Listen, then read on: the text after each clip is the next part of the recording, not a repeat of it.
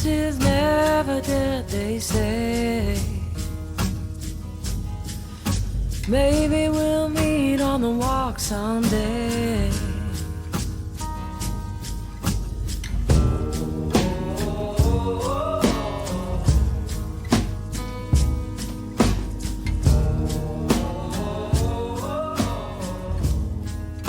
You seem to have moved more from a more traditional country standpoint to more into the sort of the bluesy gospel end of things. Is that a fair comment to make? Yeah, I would definitely say that's accurate.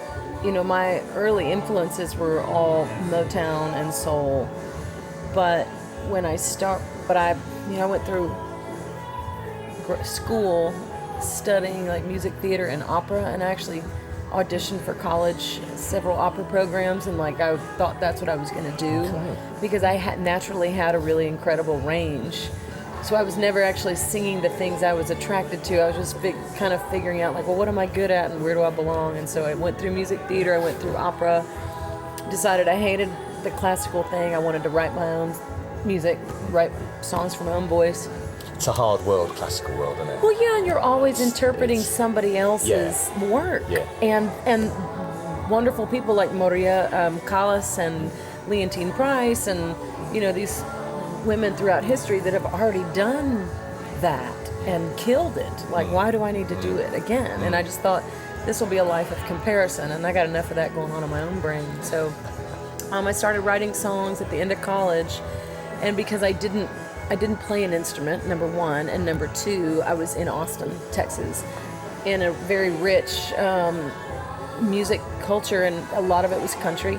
You know, there was obviously a lot of blues in Austin, but there was a lot of country, and there were a lot of people playing honky-tonks and dance halls around Texas, and I, you know, thought, well, there's my way in, like, to the music business, is I'll just, you know, play my songs at bars and honky-tonks. And so you kind of write songs that work in bars and honky-tonks. And, you know, so yeah, the first couple records kind of were country tinged, but I always had, you know, a lot of soul in my voice. And so once I moved to Nashville, which was about 6-7 years into my career, that was 2008, I got hooked up with some piano players, and I started singing differently when I started working with some of these soulful piano players. And by that time, I had also taught myself to play acoustic guitar and was playing some piano, which is an instrument I understood a lot more, and I was able to find the melodies that I was hearing in my brain on piano easier Was that than due guitar. to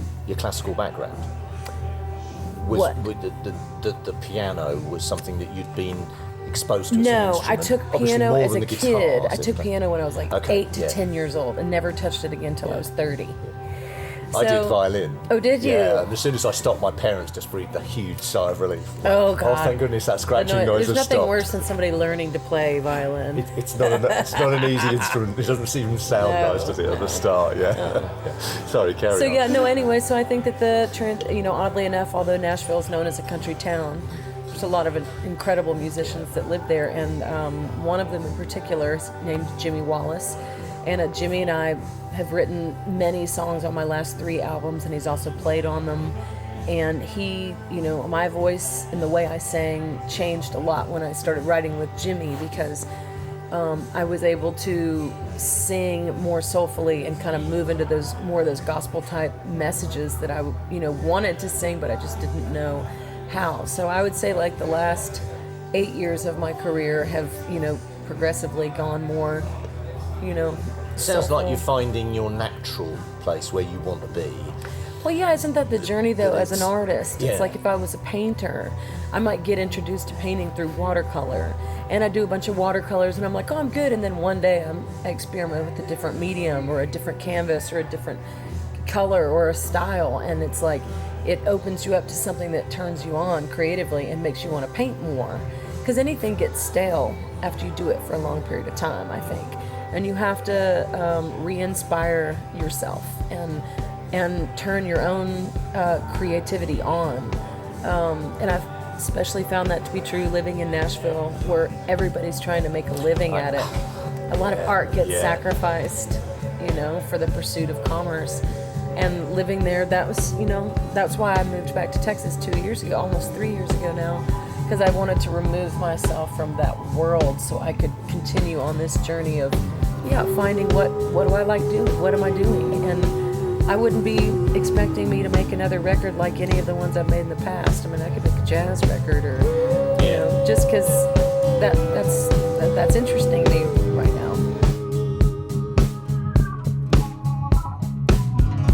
All who wander, gather round. He who listens, hear the joyful sound. He who gives it will receive. Love's truth gonna set you free.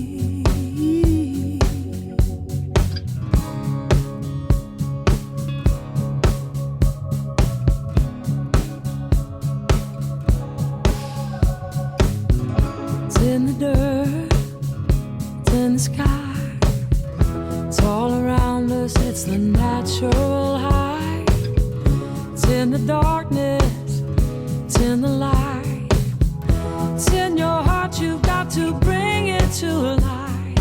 Welcome to the love revolution. Feel it inside your soul. Working on a love revolution. Still got a long way to go.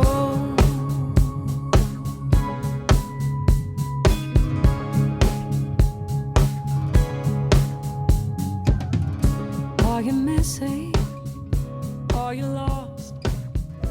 Are you stuck? You have the same writer for 17 years making records. So you can go back, well, you'd be hard pressed to find a copy of my first record, but you can find it.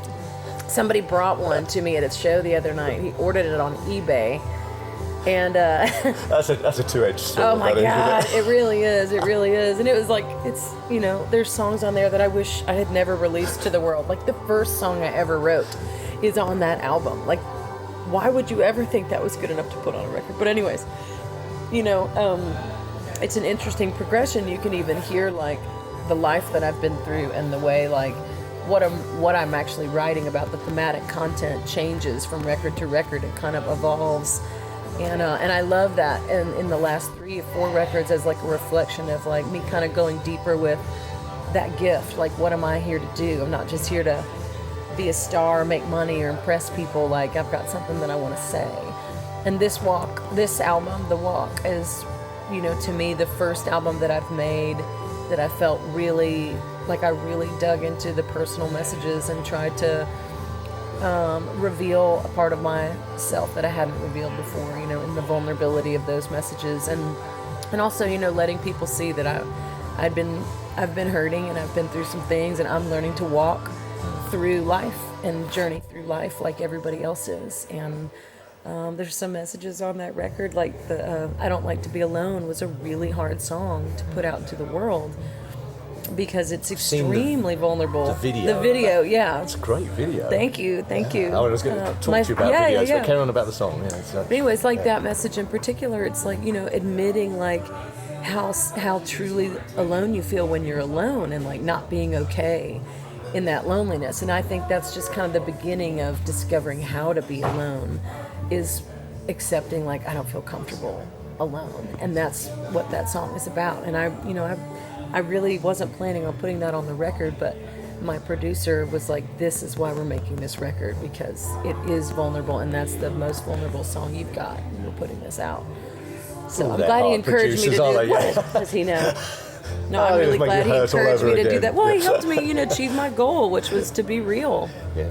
And sometimes it's, what we're going through as human beings is painful. It's not pretty, but I like the way the tracks all sequence into each other. Yeah. I mean, I'm always a sucker for that kind of thing. I'd never done that. I really wanted to do that. It worked really well, and it establishes a link between the songs as well. Things change, but it has that link well, and it obviously ties in with the title. Yeah, and the theme of life is that like our chapters are linked, and sometimes we feel very distanced from the past, or the future looks bleak, but when you look back over your life, you can see that it was valleys and hills, and it was, good times and bad times, but it's like this long, continuous journey, and we're kind of all taking that ride. We are all taking that ride together, not just those of us alive on the earth now, but the ones who were here thousands and thousands and thousands of years after us, and who will hopefully get to live here, after us. I'm sorry, before us and after us.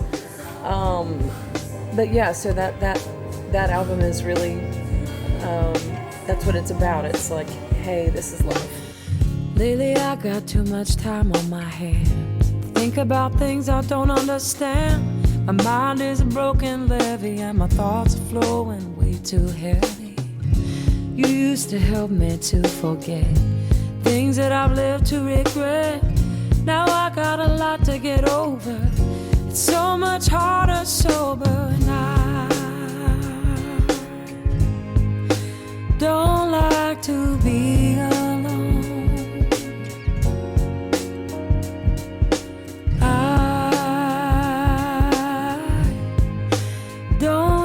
To be alone. I've always had somebody's arms, someone to keep me safe from harm, even when I love Women of the Well as well. Thank you. Yeah, It's great, which I heard you do, up in London. Oh yeah. And but yeah, it's really good, and it's relevant, so relevant. Yeah, for the sure. Lyric, for sure. Yeah, in the age of the woman's, it's very much like female empowerment season in the world. Well, Mary all over Magdalene. the world. Mary Magdalene. She got a bad rap, didn't she?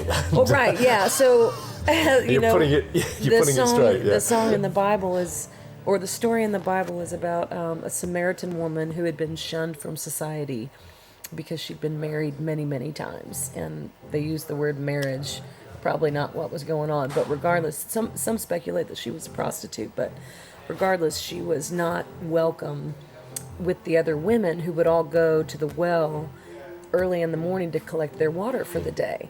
And she was there alone at the well, really hot, like at noon, and this is in the desert, so nobody even left their homes if they didn't have to, but she's there at the well by herself, and she has an encounter with Jesus, and it's a parable about, being forgiven for your past. And my friend Rebecca and I were talking about that story, and I got tickled because I was like, I know why she was at the well by herself, because she didn't want to hear all those bitches talking about her behind her back. So we wrote a song for, all the women out there who have a past and are tired of she bitches wasn't talking allowed about in the them. book club. Yeah, no shit. Make you feel unclean. Oh, and ain't it just like the good Lord to meet you on your knees? Yeah, my name's Mary and I'm here to say all my sins have been washed away. I am the one who Jesus saved from hell. Oh, and this song's for you when my mind away.